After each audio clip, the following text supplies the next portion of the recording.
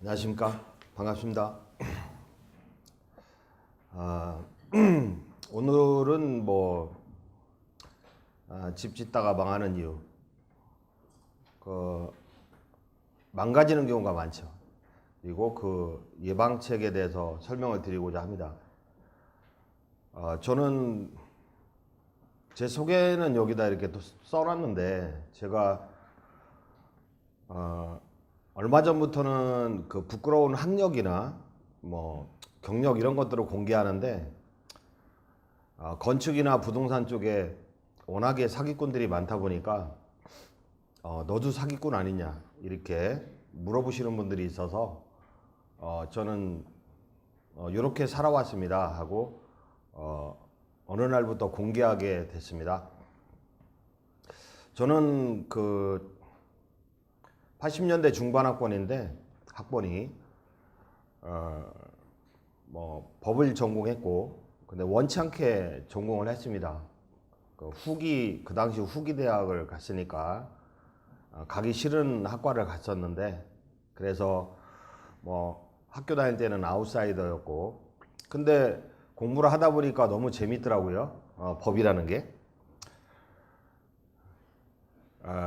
지금에 와서 생각하면 참 공부를 잘했구나 그런 생각이 드는데, 그러다 보니까 제가 이제 민법 강의를 한 20년 넘게 했고요.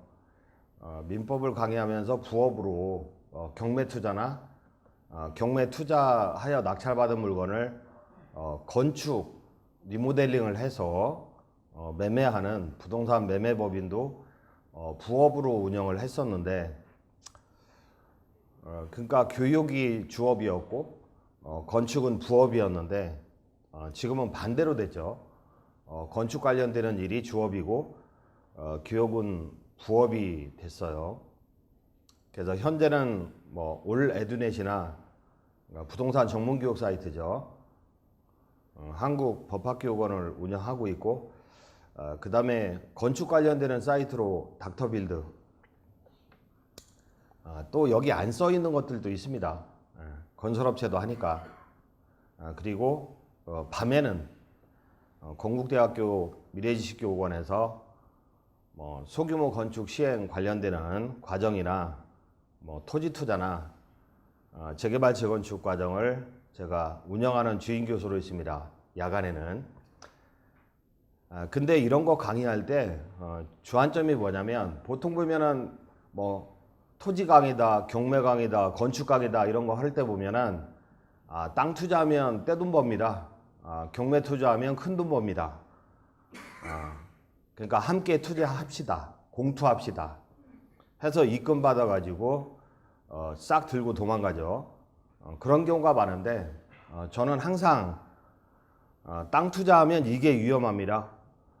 건축하면 이게 위험합니다. 그런 식의 강의입니다. 학교 강의다 보니까. 그래서 그 위험을 방지하기 위해서는 이렇게 해야 됩니다. 그런 식으로 저는 강좌를 운영을 하고 있습니다. 이 교환은 제가 어제 밤에 만들었는데, 어제 낮에 그 삼성에 다니는 친구가 있는데, 야, 집 짓다가 왜 사고 나니? 아니 종합건설하고 도급계약서 쓰고 그러면 계약대로 이행하면 되는 건데 왜 문제되는 거지? 설마 그럴 리가. 이런 식의 얘기를 많이 하더라고요. 그래서 제가 이런 것들을 제가 어제 적어보게 된 건데, 네이버에 검색을 해보시면요, 이런 질문들이 굉장히 많습니다. 집 건축 회사에게 사기 당한 것 같아요. 도와주세요. 이런 식의 지식인 질문들이 많은데요. 보시면 건축 계약금만 받고 공사를 안 해요. 연락이 두절된 거죠. 또는 요것도 그렇죠. 건축 계약을 하고 계약금을 줬는데 공사를 안 해준다. 처벌할 수 있느냐. 엄청나게 많은 내용들이 그 네이버에 올라와 있습니다. 1000명이 이런 피해를 당한다면 사실 네이버에 찾아와서 글을 올리는 사람은 한두 명밖에 안 될 겁니다. 인테리어 공사도 마찬가지죠. 인테리어 공사 뭐 은퇴하고 뭐 호프집을 차린다, 식당을 뭐 운영하기 위해서 그 시설 인테리어 공사 도급 계약을 체결했다. 근데 추가 공사비 요구하는 거는 뭐 비일비재하고 제 날짜에 공사를 안 맞춰주죠. 왜 안 맞춰주냐 하면은 남는 게 없어서, 그러니까 추가 공사비를 주셔야 되겠습니다. 이런 식으로 요구를 하죠. 그래서 이쪽 동네는 기가 막힌 일이 많은데, 보통 킨텍스나 이런 데서 그 강의를 하다 보면, 그리고 건국대학교에서 강좌를 운영하다 보면 건설사에서 많이 오시더라고요. 건설사에서 감리회사에서도 오시고 건축사분들도 오시고. 근데 미리 양해를 구하는 거는, 제가 시공사는 엄청 욕합니다. 사기꾼들이라고 욕을 하는데, 다 그런 건 아니니까 수업 들으시다가 열받더라도 그 양해를 부탁드리고요. 다 그런 건 아니고, 뭐 건설사라고 다 사기꾼이겠습니까? 근데 90%는 사기꾼이죠. 10%는 훌륭하신 분들이 계시고. 요 질문의 내용이 참 뭐 평범한 전형적인 내용이더라고요. 그래서 근데 이분이 막 흥분해서 쓰셨나 봐요. 일반인들이 읽어보면 무슨 질문인지도 모르게 써놓으셨어요. 그래서 제가 그 질문을 해석을 해봤죠. 질문의 정의와 해석인데, 요 빨리 좀 보면, 건축주가 그 지인은 보통 동네 공인중개사 사무소나 건축설계사무소에서 시공사를 소개하는 경우가 많죠. 그러고 피봤죠, 뒤로. 그래서 지인에게 소개받은 개인업자와 개인 건축업자와 단독주택 건축을 위한 도급계약서를 작성하는 거죠. 소개받은 거예요, 업자를. 근데 공사에 착수하기 전에 개인인 건축업자가, 그러니까 개인 건축업자 A가 아닌 다른 개인 건축업자 B가 와서 자기가 공사 총 책임자라고 하면서 새로운 도급계약서 작성을 요구했대요. 이에 건축주 갑은 그 B의 안내에 따라서 또 명의대여 업체 C 건설사와 도급계약서를 작성을 했대요. 복잡하죠? 일단은 그 중개사무소나 건축사무소에 뭐 김상무, 박전무 이런 영업자들 그 시공사를 소개합니다. 그리고 공사비의 2% 3%를 리턴을 받는 거죠. 근데 얘가 또다시 그 시공권을 B한테 양도한 거죠. 이 과정에서도 프리미엄이 존재하겠죠. 근데 B는 신용이 안 좋은가 봐요. 그 신용이 안 좋으니까 자기 이름으로 통장 개설도 못하고, 그러니까 그 C 건설사 이름을 빌리는 거죠. 그래서 C 건설사와 도급계약서를 작성을 했다는 거죠. 그래서 풀어서 보면, 최초 공사 수급인인 개인업자 A는 프리미엄을 받고 시공권을 무단으로 B에게 넘긴 거로 해석이 된다. 이 박스 안은 제가 해석을 한 겁니다. 그리고 개인업자 B의 신용불량이나 그 B의 채권자들 빚을 좀 졌나 보죠. 계좌 압류, 가압류 등의 우려로 B 자신의 명의로 사업을 하지 못한다 이거죠. 그러한 B는 시 명의를 빌려서 건축주 갑과 도급계약서를 작성한 거로 짐작이 된다. 질문 준 시기가 2018년 몇 월 달인데 시기와 건축의 면적에 비춰볼 때 건축주 직영공사의 형식으로, 그러니까 종합건설사하고 계약한 건 아니에요 보니까. 그래서 직영공사 형식으로 건축허가를 취득한 거로 추정이 되고, 또한 당시 법상 종합건설 면허가 필요한 현장은 아니다. 그 면적이 작기 때문에. 따라서 C는 종합건설 업체는 아니고 일반 법인인 건축업자. 근데요, 어제도 그 명함을 들고 오셨던데 사업자 등록증을 보니까 무슨 종합건설이라고 써 있어요. 사업자 등록증에 무슨 종합건설 이렇게 써 있어요. 근데 제가 건설공제조합 홈페이지에 들어가서 검색을 해보니까 종합건설이 아니에요.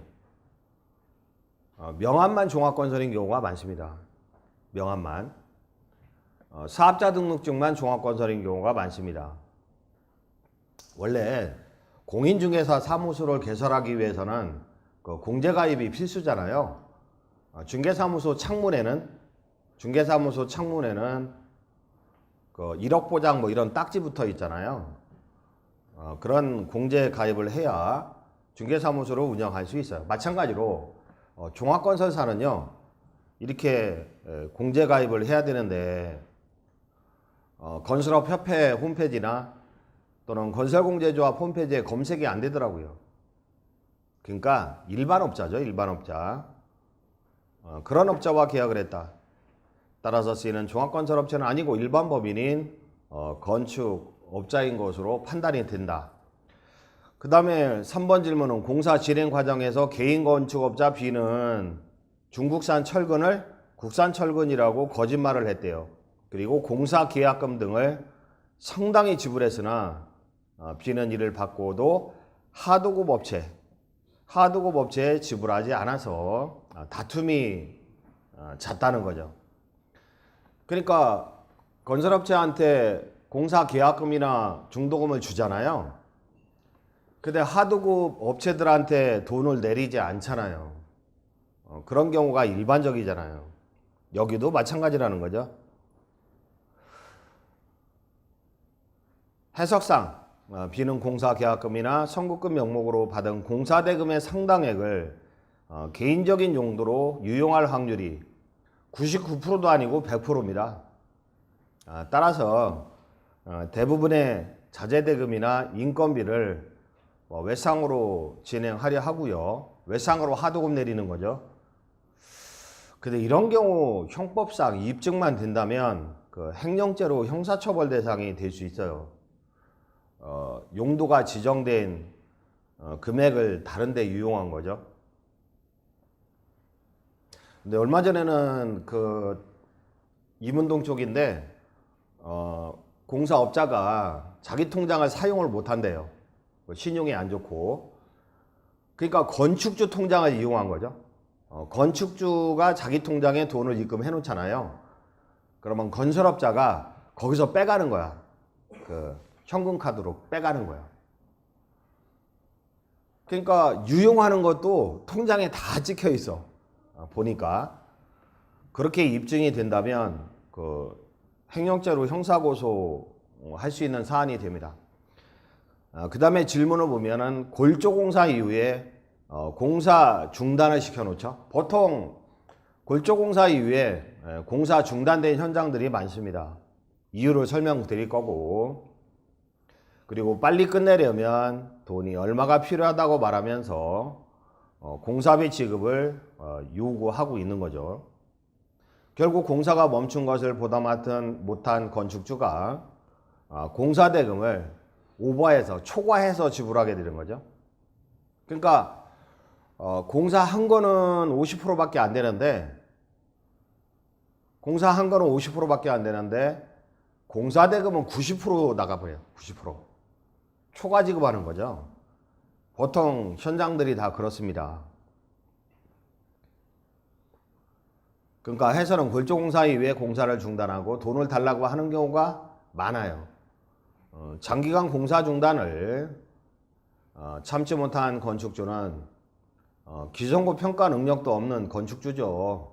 얼마치 공사했는지 평가 능력도 없는 건축주는 결국 기성고 이상의 공사대금을 지불하게 된다. 거의 대부분 그렇습니다. 질문 보면은 초과 지급했는데 그 이외에는 인부 2사람만 출입하고요. 건축업자는 연락이 안 된대요. 연락이 안 된대. 그러니까 해석을 해보면 돈을 받은 건축업자는 이 돈을 또다시 개인적인 용도로 유용하는 거죠. 중도금, 2차 중도금 받아가지고. 그러고 인건비를 제대로 받지 못한 몇몇 인부들은 현장을 떠나면 영원히 돈을 받지 못할까봐 현장 왔다 갔다 하는 겁니다. 왔다 갔다 하는 거라고요. 어떤 사람이 그 회사를 운영하는데 그 직원들은 출근을 다 하더라고요. 망했다고 하는데 그래서 월급을 주긴 주는 건가 했더니 못 주고 있대. 근데 직원들은 막 1년 이상 출근하는 거야. 그래서 제가 그 직원한테 물어봤죠. 야, 사장이 월급도 안 주는데 뭐 하려고 출근하냐고. 그랬더니 일단 출근하면 출근도장 찍으면 월급은 못 받지만 월급은 쌓이는 거죠. 쌓이는 거지. 그리고 사무실 뺄 때 타이밍을 봐서 그 보증금 남은 거에서 월급 받아가려고 계속 출근한다고 그러더라고요. 여기서도 인건비도 제대로 받지 못하지만 출근도장 찍고 왔다 갔다 하려고 계속 출근합니다. 질문 보면 4개월 후에 비가 나타나 4개월 만에 연락이 됐나 봐. 건축주 갑에게는 자기는 돈이 없대. 그러니까 건축주가 알아서 직접 공사하시오 그러는 거야. 세상에 이런 사람이 있습니까? 하고 질문을 많이 하던데 90%가 그렇다니까요. 전형적인 히스토리다. 현재 건축주에게 남은 공사 대금으로 공사비 90%가 나갔는데 10%밖에 안 남았잖아요. 공사비 10억 공사라면 9억이 나갔는데 1억밖에 안 남았잖아요. 그러면 남은 공사 대금으로 나머지 공사를 진행하지 못하기 때문에 남은 공사는 한 4억 원어치 남아있어요. B는 공사에서 빠지려고 하는 거죠. 그 업자는. 즉 처음에 예견했던 토목공사비보다 5천만 원이나 더 들었다는 둥, 나도 억울하다는 둥, 덤핑으로 싸게 수주했다는 둥, 인건비 올랐고 자재값 올랐고 추가 공사비 때문에 더 이상 못해 먹겠다는 둥, 건축주가 알아서 하시오. 하도급 업체 내 소개할 테니까 직불로 알아서 진행하세요. 요렇게 얘기를 했다는 거죠. 7번은 건축주 갑은 공사대금을 하도급 업체에게 직불해 줄 테니까 1억이면 될 줄 알고 공사를 계속 진행해 줄 것을 요구했으나 B는 거절해요. 왜요? 사학 들어가거든. 그래서 시공자 B는 오버 초과 지급을 받은 상태고 현재 건축주에게 남은 공사대금 가지고는 하도급 업체 직불공사를 진행시키더라도 준공을 못 내는 상황이기 때문에 B는 건축주의 제안을 거절하게 돼요. 나 공사 못한다고. 직접 하시라고. 자, 질문 보니까 공사 중단 상태로 1년이 경과한 상태래요. 단독주택 하나 짓는데. 그러면 건축주는 거처할 곳이 없어서 1년 이상 생활이 불편한 상태고 건축비 대출이자를 장기간 감당하기 힘이 들대요. 질문입니다. B는 건설사 C의 이름으로 도급계약을 했으니 자기는 또 법적 책임이 없대. 큰소리치죠. 인부들의 인건비도 다 지불했다고 큰소리치죠. 거짓말하는 거죠. 인건비와 자재값 달라고 건축주는 수시로 모르는 사람에게 전화를 받죠. 참다 못해 공사 포기각서를 달라고 요청했더니 건설회사 C는 B에게 물어보라고 하고 C는 명의를 빌려준 자, 또 B는 건설회사 C의 책임이라고 미루고 있어서 1년 동안 건축주는 스트레스로 피가 마를 정도라고 한다. 이렇게 네이버에 질문이 최근에 올라왔더라고요. 근데요, 이 사람 속 썩고 있는 거는요, 아무것도 아닙니다. 요 정도는 감기입니다. 감기. 사망할 정도인 경우가 얼마나 많은데. 그러니까 제가 뭐 하나 사례 더 보면서, 이거는 아예 그 경매로 날아간 거죠. 경매로 날아갔고 뭐 유치권 뭐 행사 중 뭐 이렇게 빨간 글씨로 써놨고, 등기부로 보니까 2012년도에 건축비 대출을 받았습니다. 2012년도에 건축비 대출을 받았습니다. 근데 2017년도에 경매로 날아간 거야. 그러면 5년 동안 속 썩은 거죠. 건축주는 5년 동안 속 썩어. 2016년도에 우리은행에서 경매를 집어넣은 거죠. 그 다음에 중간에 개인한테 돈도 꾸고 그랬죠. 개인한테. 유치권 행사하고 있습니다. 그 진한 부분은 유치권 행사 내역이고, 근데 이 물건을 제 아는 사람이 낙찰받았기 때문에 그 히스토리를 정확히 알고 있는데, 저는 미리 알고 있죠. 등기부만 보면 그 건물의 히스토리를 추정할 수 있다는 거죠. 그 짤막하게 한번 보면 2012년도에 건축비 대출을 받은 거죠. 근데 우리은행, 국민은행, 뭐 신한은행, 하나은행 전부 다 건축비 대출을 취급하고 있어요. 근데요, 토지의 담보가치를 초과해서 대출 안 해요. 토지의 담보가치 범위 안에서만 대출하죠. 그러면 충분한 건축비가 안 나와요.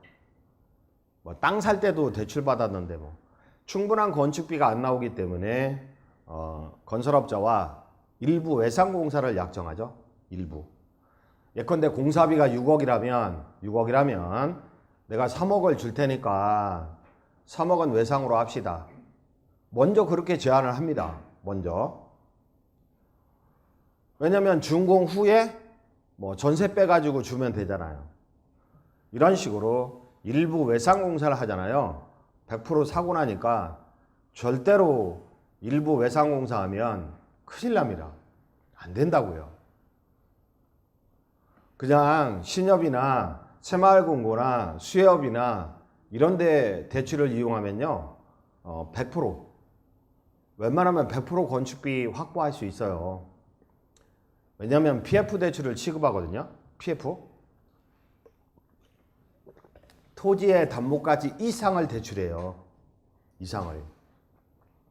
이렇게 공사비 100% 확보한 상태에서 시공자와 계약을 해야지, 일부 외상공사로 계약을 하면 그 현장은 손해보는 현장이 될 수밖에 없어요. 시공사한테 끌려가고 추가 공사비 요구 받게 돼 있어요. 그러면 수협이나 뭐 새마을금고나 이런 데서 건축비 대출을 받으면 이자가 비싸잖아요. 그렇게 물어보던데, 그렇게 비싸지도 않습니다. 왜냐하면 일시불 대출이 아니라 기성고 대출을 하잖아요. 필요할 때만 꺼내 쓰는 기성고 대출을 하잖아요. 마이너스 통장 대출처럼. 그러니까 금리가 그렇게 세지도 않습니다. 근데요, 일부 외상공사를 해준다고요? 오중 못 났으면 시공사가 총 공사대금 6억 중에서 3억을 줄 테니까 나머지는 외상으로 해주세요. 알겠습니다. 제가 다 해드릴게요. 왜요? 그 3억 현금, 3억의 현금에 눈이 어두워서 그렇게 약속을 하는 거죠. 공사대금의 상당액을 유용합니다. 100%. 100% 3억 원을 유용한다고요.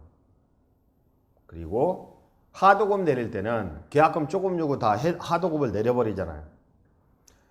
그런 상태에서 결국에는 골조 올라가죠. 그리고 공사 중단하고 방치할 수밖에 없어요. 그때 가면 돈이 없는데. 그래서 6개월, 7개월, 8개월 계속 방치하니까 왜 이렇게 방치하냐고. 그러면 시공사는 뭐라고 합니까? 현금을 요구하죠.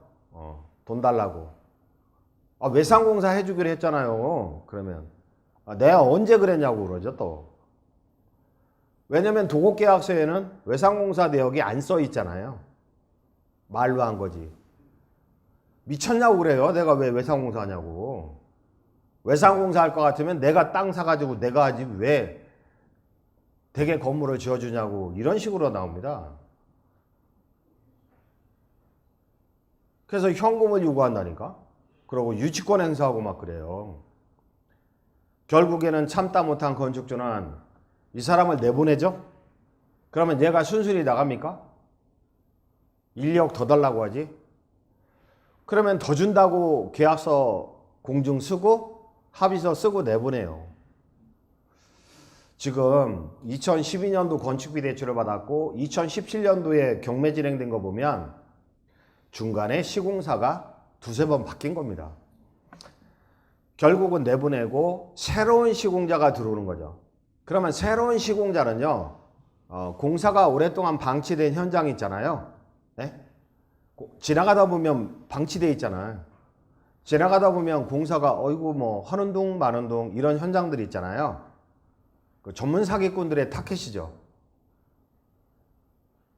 그러면 건축주 찾아간다니까요. 그러고 종합건설 회장님 명함을 줘요. 종합건설 회장님 명함을 준다고. 그런 사람들은 벤츠 S클래스 이건 아니고 저 에쿠스 현대에서 제일 비싼 차 타고 오더라고. 그리고 종합건설 회장님 명함을 주면서 얼마나 참 안타까운 일 같아서 내가 들렸다. 얼마나 힘드시냐. 그 얘기에 그냥 눈물을 쏙 빼고 막 건축주는 막 하소연하고 왜냐면 종합건설 회장님이지. 큰 차 타고 오셨지. 능력 있는 것 같지. 막 키도 크고 잘생겼어. 또 목소리도 좋고. 원래 사기꾼들의 특징은 키 크고 잘생기고 목소리가 기가 막힙니다. 사기꾼들. 검색해보세요.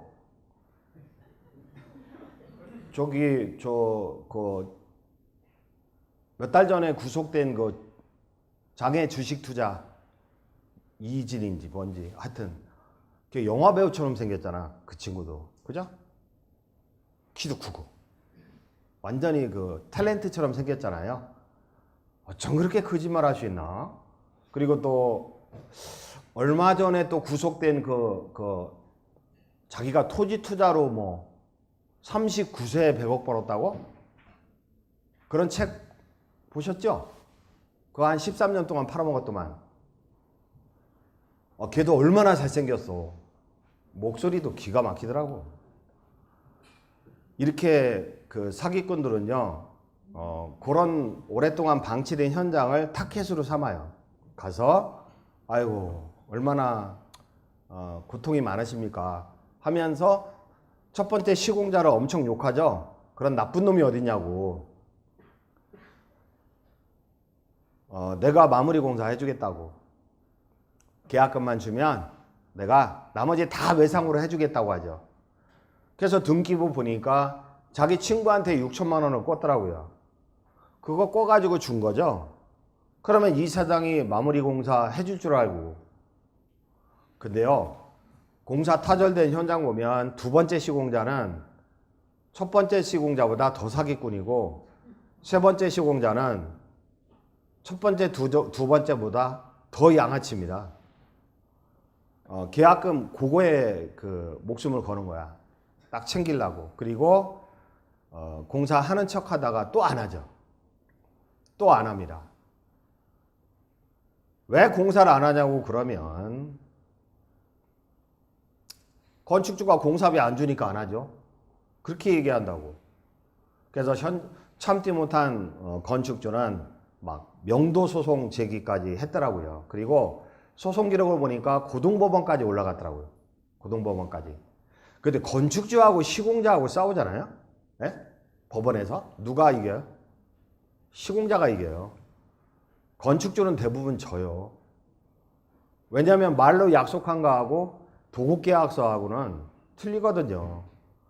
도급계약서는 기성대로 지불한다고 써있지 외상공사라는 얘기는 전혀 안 써있어요. 판사님은요 도급계약서를 믿는 거지 건축주의 말 안 믿어요. 이것도 보니까 증인을 5명이나 신청했던데 증인 5명 신청해봤자 판사님 안 믿어요. 그냥 계약서대로 해석을 합니다. 그러니까 앞으로 변호사나 판사님도 인공지능 로봇으로 80% 대체한다고 하잖아요. 그게 맞는 얘기입니다. 왜냐면 객관적 증거만 가지고 판단하니까 재판을 해보신 분들은 그거를 느끼실 거예요. 내 말은 안 믿어줘.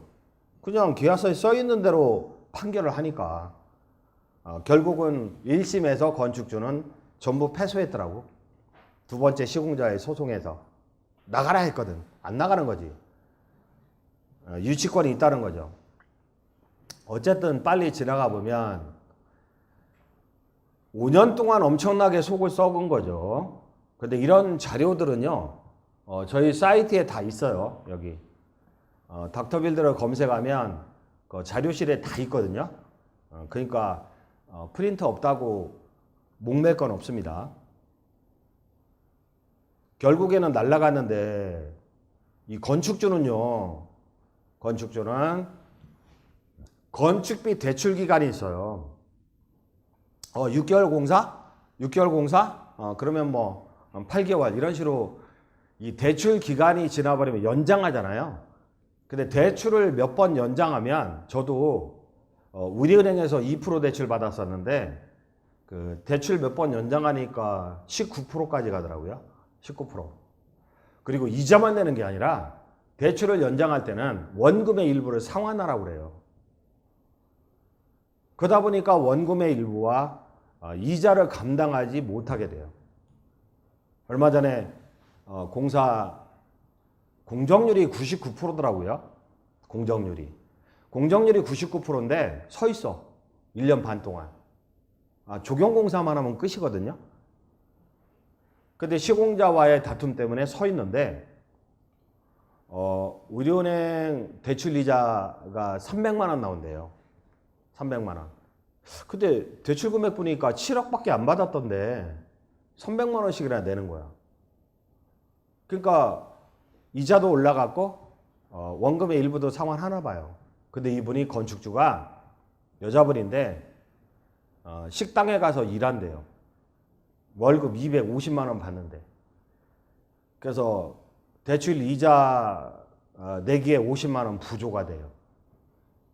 그래서 이 건물을 날릴까 말까 고민 중이래요. 싹 날려버릴까 말까 고민 중이래요.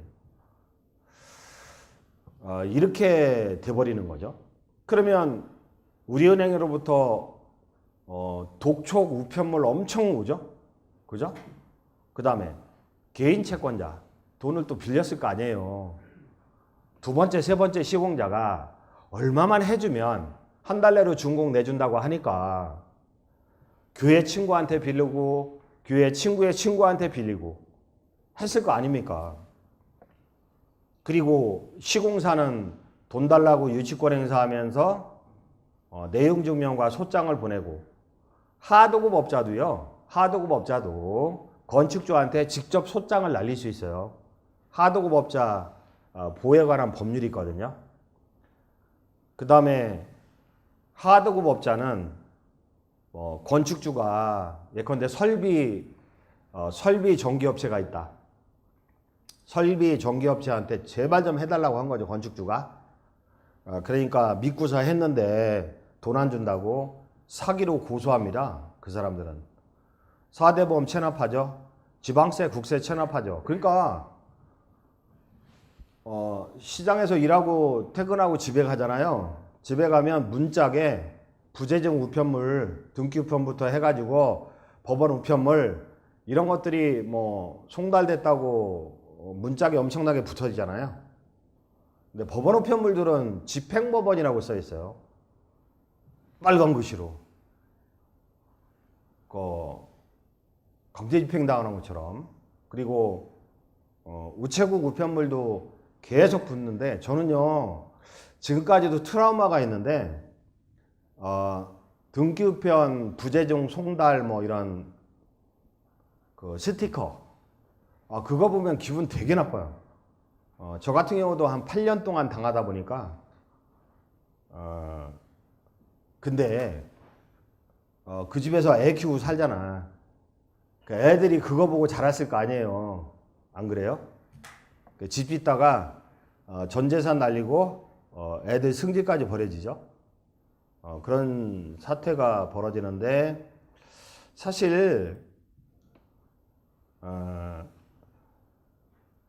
그럴 수도 있느냐, 또 아직도 그러시는데 정말로 그래요. 그리고 구속되는 건축주도 봤어요. 구속. 지금 우리은행의 토지 저당권인데 미중공 건물까지 일괄 경매 신청한 거예요, 이거. 그러니까 토지와 건물이 다 날아가 버린 거죠. 경매로 날아가 버린 거고, 그 다음에 구속이 돼. 왜 구속이 돼요?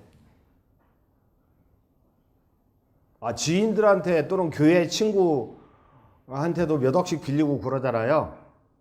근데 이자 한 푼도 안 줬잖아. 이거는 사기인 거 아시죠? 사기. 그리고 그 빌라였는데 공정률 90% 정도인 상태에서 지인들한테도 빌리고 교회 친구한테도 빌리고, 근데 공사가 한 3년 4년 가니까 그 교회 친구의 친구가 목매가지고 자살했어요. 그러니까 신랑이 난리 난 거지. 지가 괴롭혔으니까 자살한 거지. 어쨌거나. 그리고 전세를 몇 개 뺐어요. 전세를. 조금 있으면 중복 나니까. 그러니까 결국에는 은행권에서 경매 집어넣으니까 돈 꿔줬던 지인의 친구, 그리고 전세금 뗀 사람들 사기로 고소한 거죠. 결국은 건축주가 거기도 부인이었는데 교도소 가더라고요. 여러분들은 지금 집 좀 지어보려고 이 자리에 왔는데, 야, 이거 겁나서 집 못 지겠네, 지어진 거 그냥 사야겠다, 이렇게 마음을 잡수시고 계시죠? 지어진 거 그냥 사는 게 속 편합니다. 그러면 왜 집 짓다가 이렇게 10년 늙는 거냐? 왜 이 집 짓다가 이 속을 썩는 거냐? 왜에 대해서 말씀드리면요. 대규모 사이즈 있는 건축 있잖아요. 아파트 1000세대를 짓는다. 그러면 은행에서 돈을 꿔주잖아요. 그 1000세대 짓는 건축비를. 뭐 분양도 하겠지만 그냥 내버려 두지 않겠죠? 그래서 신탁 관리라는 걸 하게 됩니다. 전문가들에 의한 시공 관리, 그 다음에 공사 대금의 흐름 관리, 이행 보증 등 각종의 이행 보증 등 제도적 장치를 마련하고 있습니다. 몰라도 돼요. 근데 아까 한 가지 제가 빠뜨린 게, 그거는 좀 이따 나오니까. 근데 소규모 건축 있잖아요. 단독주택, 다가구주택, 다세대 빌라 이런 거. 이게요, 우리나라에서요 1년에 30조 정도 사이즈가 되더라고요. 그러니까 통계청 홈페이지에 가보면 단독, 다가구, 다세대 건축 면적이 나오거든요. 건축 면적. 그 건축 면적에다가 건축비 평당 400을 곱해봤거든요. 그랬더니 한 30조 원이 나오더라고. 그 정도 어마어마하게 공사를 해대는 거예요. 근데 30조 원 공사에 이 건축주들은 죽을 맛인 거죠. 왜냐하면 경험이 없거든요, 건축주들이. 그리고 건설업자는 뭡니까? 영세 건설업자입니다. 제대로 된 종합건설이잖아요. 제대로 된 종합건설들은요, 빌라 한 동 이런 거 안 져요. 어차피 공정 똑같고 장비 투입하는 거, 그리고 관리 인력들이 소요되는데 빌라 한 동, 두 동 이런 거 안 해요. 안 한다고. 면허 대여는 할 수 있겠다. 면허 대여. 업자한테 면허 대여는 해도 직접 시공 안 합니다. 그래서 대부분은 영세 건축업자와 경험 없는 건축주 간의 도급 계약을 체결하게 됩니다. 그리고 이런 소규모 건축에 대해서 조언자가 있습니까? 조언자? 변호사님이 건축을 알아요? 사법시험 과목에 없어요. 없다고. 누가 아냐고. 아는 사람 없어요. 그러다 보니까 전문 조언자가 없다 보니까 당할 수밖에 없다는 거죠. 간혹 그런 말씀 물어보시더라고요. 아니 보험 가입하면 될 거 아닙니까? 보험. 공사비 10억이다. 공사비 10억이다. 10억에 대한 보험 가입 가능할 것 같아요? 거의 어렵죠. 건설공제조합의 공제금. 아니 중개사고 났을 때도 강남에 아파트 전세금이 10억인데 중개사고가 난 거야. 소유자 아닌 자한테 지불을 한 거야. 10억 띄었네. 소유자 아닌 사람한테 지불하는 바람에. 아니 아파트 주인하고 토요일 날 전세 계약을 체결했어요. 전세 계약을. 계약금 1억 주고 잔금 9억을 주잖아요. 잔금 9억을 주는데 집주인이 결혼식 갔대. 집주인이 결혼식 갔대. 연락이 왔는데 결혼식 진행 중인가 보라고. 그래서 집주인의 부인 통장 번호를 알려주는 거야. 집주인의 부인 통장 번호를 알려줘서 거기다 입금한 거예요. 왜냐면 이삿짐 차 와있지. 키 받아서 입주는 해야 되겠지. 나중에 알고 보니까 집주인의 부인이 아니라 중개업자 지애인 번호였어요. 지애인. 그래서 지애인하고 그거 들고 중국 갔어요. 그러니까 아무 생각 없이 집주인의 부인 통장, 부부 일심동체로 생각하시는 어르신들이 많더라고요. 부부가 일심동체입니까? 남보다 못한 남이에요. 절대로 부인 통장에 뭐 입금하고 그러면 큰일 나요. 보통 옛날에는 다운 계약을 많이 했죠. 다운 계약. 뭐 재개발 재건축 단지 매수할 때 다운 계약을 많이 했잖아요. 다운 계약. 그다음에 토지 살 때도 다운 많이 하시죠. 예전에. 그러면 다운 차익은 소유자 통장으로 꽂히면 걸리면 큰일 나잖아요. 그죠? 현금으로 지불한다든지 아니면 소유자의 첫 통장으로 입금하라고. 소유자의 첫 통장으로.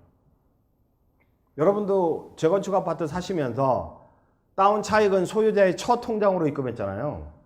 아니면 조카 통장으로 입금하고. 그게 다 중개하시는 분의 애인 통장인 거 아세요? 저도 한 2번 당했거든요. 다 경험에서 우러나오는 그 이론입니다. 그러면 중개사고가 났어. 9억 띄었어. 그러면 중개사무소에서는 1억 보장되자. 1억. 예? 1억. 마찬가지로 건설공제조합의 공제증서를 받았다. 건설공제조합의 공제증서를 받았다 하더라도 공사비 10억이라면 1억 남짓 보장이 되는 거예요. 1억 남짓. 그 나머지는 어떻게 되는 거야? 방법이 없어요. 그래서 계약 이행 보증보험 증권이나 공제증서를 받았다 하더라도 도급 금액의 1, 20%만 보장되는 것이 현실이다. 100% 보장된다고요? 100%? 그러면 종합건설에서는요. 종합건설에서는 자본금도 엄청 많아야 되고요. 그 자본금의 한 20%를 건설공제조합에 공탁 걸거든요. 그러면 한 2억 거는 게 아니라 몇십억을 갖다 공탁을 걸어야 돼요. 그런 사이즈 있는 종합건설이 우리 집 지어주겠어요? 결국에는 보험제도가 미비되어 있다.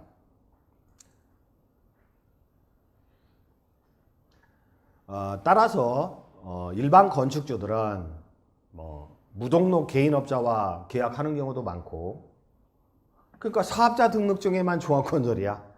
진짜는 종합건설이 아니거든요. 근데 그거 조언해 주는 사람이 있냐고? 없잖아요. 조언해 주는 사람이 없잖아. 그 다음에 명함만 종합건설 또는 그 종합건설 맞아요. 건설공제조합 홈페이지에 들어가서 이름을 쳐보니까 명함대로 그 건설회사가 나와. 그리고 사장님의 이름도 나와. 근데 공탁금이 압류됐잖아. 공탁금이 제3자에 의해서 압류됐다면 공제증서 발행이 불가능합니다. 이렇게 집 짓다가 10년 늙는 이유는 전문 조언자도 없고 부실한 건설업체와 계약을 할 수밖에 없는 환경이고, 그렇다고 법 제도가 완비되어 있는 것도 아니고 뭐 보증제도가 완비되어 있는 것도 아니고, 이런 법제도나 보증제도가 완비되어 있다면 아마 건축비는 대거 상승합니다. 집을 지을 수가 없어요. 수익률이 안 나오니까.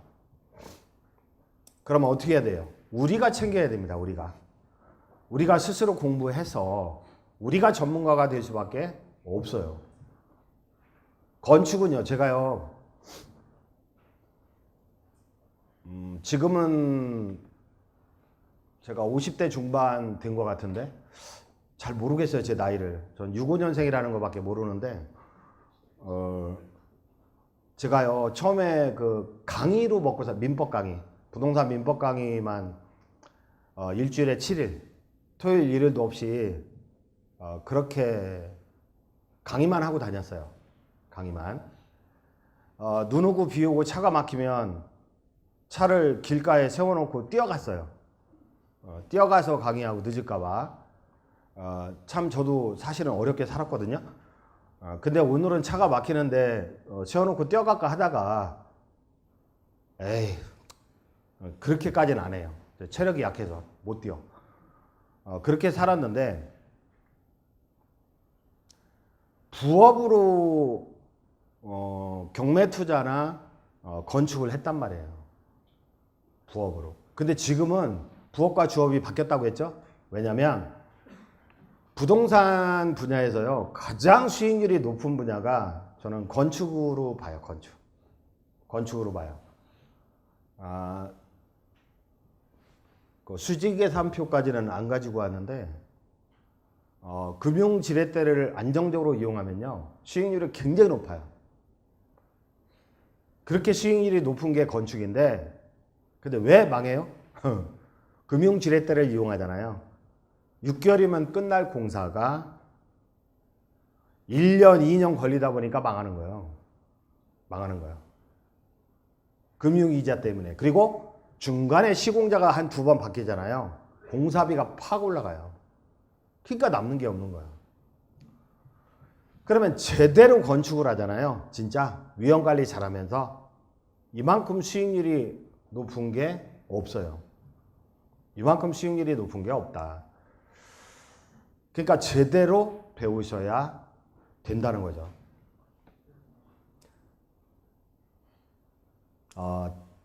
저희 사이트에도 동영상으로 시간 날 때마다 그 이슈가 되는 것들 촬영해서 올리니까 무료로 심심할 때 들어보시면 됩니다.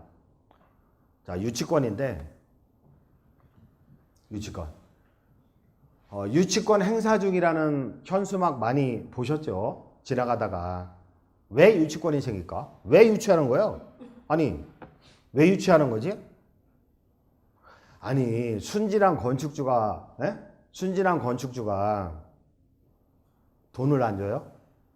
건축주가 사기꾼입니까? 그건 아닙니다. 공사비 100% 확보했다든지 아니면 시공자와 50% 외상공사를 했다든지 둘 중 아닙니까? 건축주가 사기치려고 건축하는 건 아니잖아요. 근데 공사비 100% 확보한 건축주는 돈을 주잖아요. 근데 안 내려가는 거예요. 하도급업자까지 인건비, 자재비가 안 내려가는 거예요. 그리고 일부 외상공사를 약정하잖아요. 그럼 시공사가 돈을 안 주는 거지, 하도급업자들한테. 그래서 주요 발생 원인은 하도급 업체에 대한 공사대금의 미지급입니다. 미지급. 그 건축주가 저고, 그죠? 건축주가 저고, 갑이고, 을이 시공사입니다. 을이 시공사. 그러면 시공사는 돈을 받아서 하도급 업체, 그죠? 병한테 돈을 줘야 되잖아요. 그리고 병은 인건비나 자재비를 지불해야 되잖아요. 그죠? 그잖아요. 근데 견적서를 보면요. 견적서. 시공사 한 세 가운데에서 견적서를 받아. 내가 집을 짓는데 시공사 한 세 가운데에서 견적서를 이렇게 받잖아요. 그러면요. 초기 견적이 비싼 경우가 많아요. 초기 견적. 초기 견적은 토목공사나 골조공사 있잖아요. 토목이나 골조가 5억 들어가는데 8억 막 이렇게. 그죠? 그러면 뒷공정이 싸게 돼 있어. 뒷공정이 내장공사 하는데 외벽이나 내장공사 하는데 3억 들어가는데 2억 1억 5천 이렇게 싸게 돼 있는 경우가 많아요. 왜 그럴까요? 이제 초기 공정에서 견적서 보면 비싸. 근데 후기 공정은 되게 싸. 왜 그럴까요? 제가 좀 배웠어요. 그래서 골조업자한테 직부를 합니다. 그런 경우가 많잖아요. 골조 회사에 제가 직부를 합니다. 직부를 하면 병한테 직부를 했다고. 그럼 을은 병한테 리턴을 받아요. 리턴도 받고 돈도 꾸고 야 내가 너를 골조업자로 선정할 테니까 말이야. 또 같이 해먹은 친구들이거든. 내가 너를 골조업자로 선정할 테니까 말이야. 건축주가 돈 주면 말이야. 한 30%는 리턴해라. 알았어. 나한테 오다 주면 내 협조할게. 이렇게 초기 견적에서 오바 태운다고 우리는 표현을 하는데 초기 견적에서 오바 태워버리면 골조 쓴 다음에 공사 진행 못해요. 직불한다고 했잖아요. 근데 공사 대금이 상당히 나간 거잖아요. 그러면 뒷공정 극연적으로 할 것 같아 못해요. 추가 공사비가 생길 수밖에 없어요. 대부분의 사이즈 있는 현장도 그렇습니다. 얼마 전에 마곡지구에 주차장 부지 공사비가 120억인데 그 120억 공사를 하다가 섰대요. 신탁회사에서 관토를 하는데 관리형 토지 신탁으로 관리를 함에도 불구하고 공사가 섰대요. 그래서 견적서를 가지고 우리 기술이사하고 검토하니까 초기 견적에 오바 태웠더라고요. 근데 신탁회사에서는 그런 거 간파해서 찍어냅니까? 못해요. 그럴 인력도 없고. 그러니까 초기에 다 빼먹은 거야. 초기에. 그러니까 중간에 쓴다니까요. 가만. 제가 그 기사도 있는데 여기 보면 뉴스 땅콩집 신혼 꿈꿨는데 분양받고도 입주 못해 발동동. 요거 SBS 뉴스에 나오더라고요. 요거 보신 분들 계실 것 같은데 요거 읽어보면요. 리턴 받은 겁니다. 리턴. 읽어보니까 그러니까 뒷공정에서 남은 공사비 가지고는 공사를 완수할 수 없으니까 서 있는 거죠. 그래서 수분양자들한테 돈 더 달라고 하고 공사도 하자 있는 공사하고 그런 현장이 대부분이고요. 그리고 우리나라 굴지의 건설회사 망한 데 많잖아요. 뭐 벽산건설도 망했고 뭐 하여튼 망한 건설회사 굉장히 많잖아요. 근데 거기 임원 출신한테 제가 물어봤어요. 임원 출신한테. 아니 아파트 1000세대 2000세대 짓는 현장에서도 초기 견적 오바 태워가지고 리턴 받냐고 그랬더니 리턴 못 받으면 직원들 월급을 못 준대. 그건 통상적인 관행이라는 거예요. 그러면 뒷공정에서 위태로워지는 거죠. 소규모 건설 현장은요. 빌라 한 동, 두 동 짓는다. 에휴, 다 그렇게 합니다. 그리고 아니 공사비가 10억이라면 20% 달라고 그래요. 2억 3억을 달라고 그래요. 계약금으로. 아니 계약금이 왜 이렇게 비싸요? 왜 2억 3억 달라고 그래요? 계약금으로? 그러면 시공자는 뭐라고 그래요? 자재 계약을 미리 해야 된대. 그래야 싸대. 완전 100% 거짓말입니다. 10억 공사 중에 2억을 줬다고요? 그 돈은 지 돈이에요. 지 돈. 하도급 업자 세팅할 때는요. 2억 중에 3천만 원 쓰고 5천만 원 쓰고 세팅하고 1억 5천은 지 돈이야. 지 돈이라고. 나머지 직불한다고요? 그것도 뒷공정에서 쓰게 돼 있어요. 결국에는. 초기 공정에서 돈이 들어갈 일이 없어. 아니 뭐 하도업체 세팅할 때도 뭐 계약금 조금 주고 하라고 하지 20%는 안 들어가냐고요. 10억 중에 20% 주면 15%는 지 돈입니다. 차바꿔요. 그러니까 우리는 어떻게 해야 되냐면 10억 중에 1억만 주세요. 10%만. 그것도 공제증서와 교환으로. 공제증서 받고 1억을 줘야지. 안 그렇습니까? 아니 중개사무실에서는 계약서 쓰시고 공제증서 받고 전세금 주잖아요. 그죠? 계약서 뒤에 공제증서 붙어 있잖아요. 그거 받고 계약금 주잖아요. 전세잔금 주잖아요. 마찬가지로 우리는 1억 주고 그 전에 공제증서 받고 1억을 줘야 돼요. 아유 70대 노부부가 오셨는데 70대 노부부가 13억 공사인가 그런데 2억 5천을 줬대요. 계약금으로. 근데 2억 5천 받은 인간이 연락이 두절돼서 4개월 동안 찾고 다닌대요. 4개월 동안. 찾아 헤매고 다닌대. 근데 보니까 종합건설사 면허를 대여야 했더라고요. 그래서 종합건설사 찾아가니까 자기들 책임 아니라고 막 나가라고 그러고. 그러면 건설공제조합에 그 공제사고로 공제금 청구하면 될 거 아닙니까 했더니 와 서울부중범이나 건설공제조합의 증서가 아니라 그 이상한 회사에 이상한 회사 무슨 나 처음 들어보는 그런 회사에서 발급받은 보증서더라고. 그러면 사고 났다고 보증서 가지고 청구하면 돈 줘요? 안 줘요. 3년 걸려 소송하려면. 결국에는 양보할 수밖에 없는데 왜요? 새로운 시공자로 교체하잖아요. 새로운 시공자로 교체하려면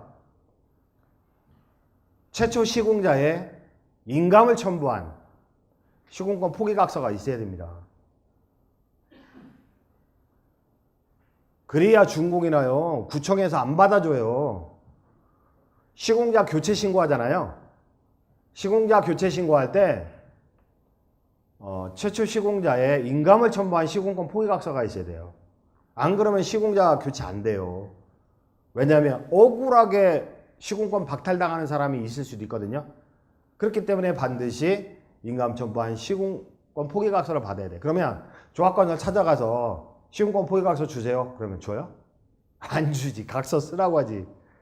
그 2억 5천 포기하면 써줄게. 그러지. 이해되시나 모르겠네요.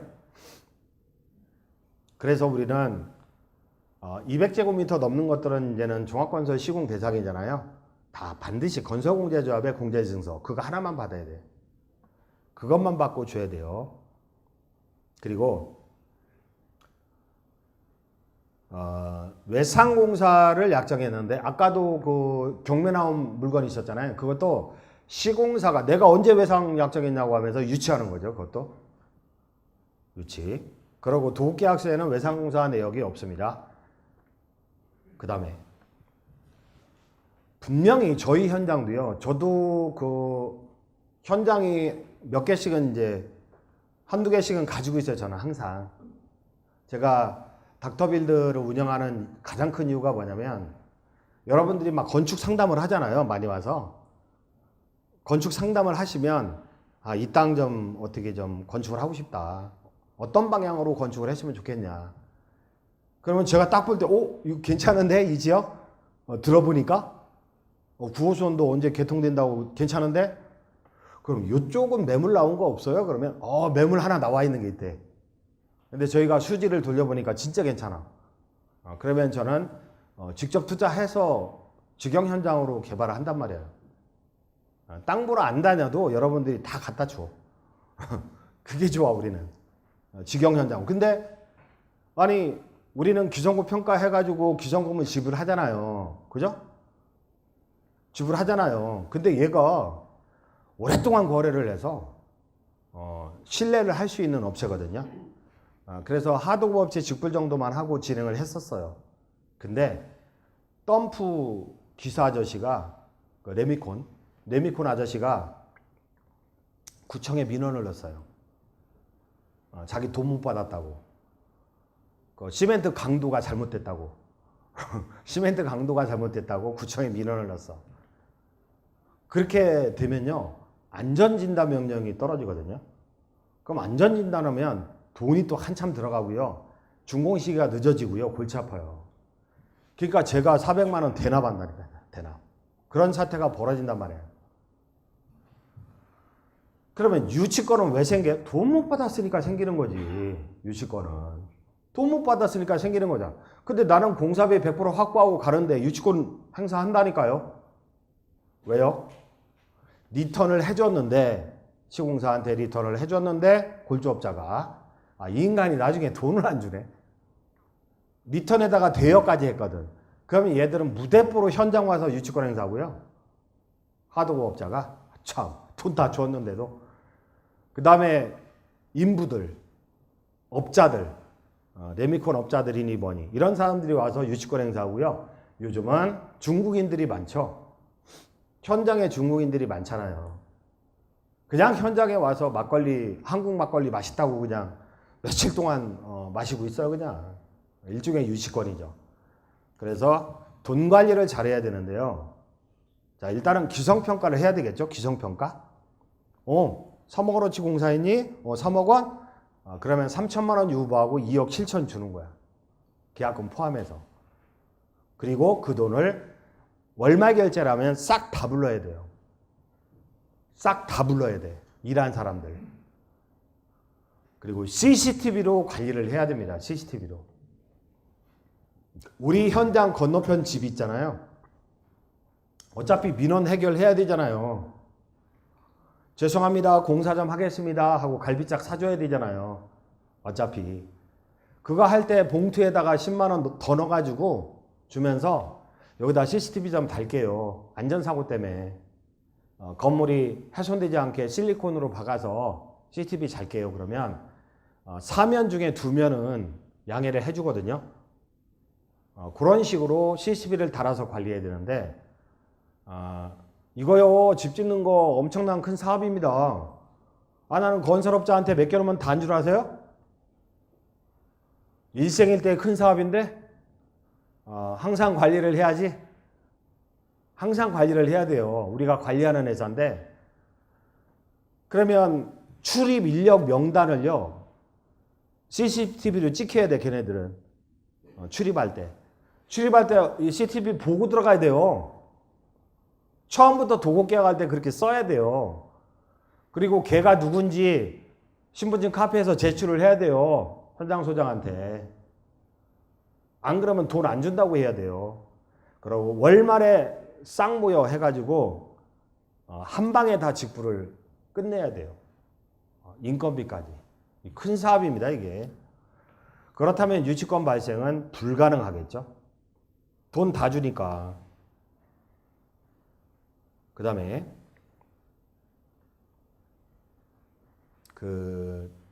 시공을 하다 보면 특히 누가 많이 그러냐면 골조업자가 유치권 행사하는 경우가 많다고. 리턴했는데 못 받았다고. 그리고 전기업자, 전기 설비업자가 유치권 행사하는 경우가 많습니다. 일단은 오다를 받아서 계약한 다음에 공사 진행합니다. 공사 진행하면서 유치권 행사합니다. 왜냐하면 자기는 시공자가 돈 안 줄 것 같아. 그러니까 직불해달라고 그래요. 근데 전기업자는 유치권 행사하기가 되게 편해요. 전기 다 끊어놓거든요. 그럼 깜깜해서 다른 공정도 공사를 못해요. 겨울에는 여름에는 겨울에는 더더군다나 덥고 추운데 공사를 못해요. 그러다 보니까 전기요 철배업체들은 상당수의 업체들이 유치권 행사를 한다고요. 그러면서 직불 계약서 들고 오죠. 건축주한테 도장 찍으래. 건축주한테. 인감첨부해서 도장 찍으래. 어떤 업자들은 공중사무실 가서 공증받자고 그래요. 근데 한 달, 두 달 세워놓고 건축주는 타들어가는 거 미치는 거예요. 그러니까 공증도 서주고 막 그래요. 제발 공사 좀 해달라고 내가 챙겨줄 테니까. 근데 뜻대로 공사가 됩니까? 외장 공사할 때 돌업자가 연장 놓고 갚버렸어. 돈 받는 게 불투명하다고. 그러니까 공사 기간이 계속 늘어나는 거야. 계속. 그러면 가압류 들어옵니다. 가압류. 나중에는. 천장 오랫동안 세워놓잖아요. 그럼 가압류 들어옵니다. 이 가압류 딱지는 우리 집에 붙어있던 건데 제가 현장이 몇 개 되다 보니까 대리인한테 인감도장을 준 거죠. 근데 이 대리인이 막 찍어버린 거예요. 여기저기. 공증도 서주고. 그러다 보니까 준공이 좀 늦어지고 자기들이 돈 받는 시기가 늦어지니까 바로 압박이 들어오는 거죠. 법적으로 엄청 잘 아는 사람들입니다. 이렇게 가압류 발생의 원인은요. 압류, 가압류의 원인은 그 하도급업체 직불계약 써줬다. 그거 들고 압류, 가압류를 치고요. 그 다음에 중간 타결할 때 1억 더 줘. 그럼 나갈게. 하고 약정서를 써주잖아요. 6개월 뒤에 줄게. 한 달이면 준공 끝내준대. 그러니까 6개월 뒤에 줄게 하고 써줬는데 못 주게 되니까 공사는 계속 서 있고 이 사람들이 압류, 가압류를 칩니다. 이 퇴거한 시공자가. 그 다음에 퇴거한 시공자들은요. 그 채권을 다른 데에 양도해요. 딴 데다가. 자기가 뭐 1억 받을 채권이 있잖아요. 그 쪼개가지고 2천만 원씩 쪼개가지고 5명한테 양도해요. 채권 양도. 이 동산의 소유권만 양도하는 게 아니라 채권도 양도할 수 있거든요. 쪼개 양도해가지고 2천만 원씩 양도한 거예요. 1억짜리 채권을. 5명이 가압류 들어오는데 정신없더라고.